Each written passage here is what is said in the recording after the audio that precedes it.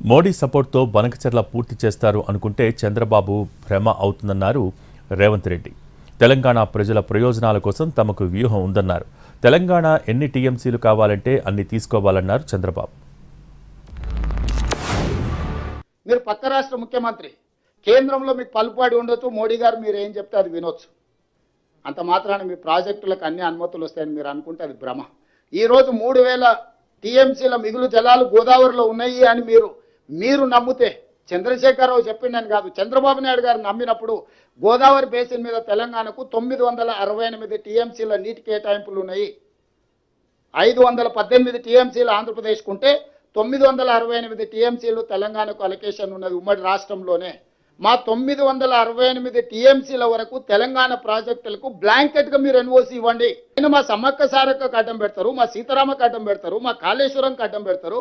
Godavari basin మీద మేము కట్టుకునే ప్రతి ప్రాజెక్టుకు ఆంధ్రప్రదేశ్ అభ్యంతరం పెట్టి ఆ ప్రాజెక్టుల అనుమతులు రాకుండా ఆలస్యం చేసి ఇగో మిగులు జలాలు ఉన్నాయన్నాడు.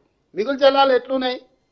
కేసీఆర్ దరిద్రం వల్ల, ఆకలి వల్ల, కేసీఆర్ తెలంగాణకు చేసిన ద్రోహం వల్ల నీళ్లు నీకు వరదొస్తున్నాయి. సముద్రంలోకి పోతున్నాయి. 100 సంవత్సరాల ఆవరేజ్. తెలంగాణ ఎగిరెగిరి తీసుకుంటే ఒక 200 టీఎంసీ తీసుకుంటారా? ఆంధ్ర ఎగిరెగిరి తీసుకుంటే ఒక 100 టీఎంసీ తీసుకుంటారు. వర్షాలు బాగుపడితే అవి కూడా అవసరంలే, అక్కడే వచ్చేస్తాయి నీళ్ళన్నీ. కాబట్టి మనం ఆలోచించుకుంది, ఇది కూడా మళ్ళీ లిఫ్ట్ చేయాలంటే కరెంటు ఛార్జీలు కట్టాలి. కానీ కరువు వస్తే ప్రమాదం. కరువు రాకుండా ఉండాలంటే ఇవన్నీ చేసుకుంటే రాష్ట్రం బాగుంటుంది.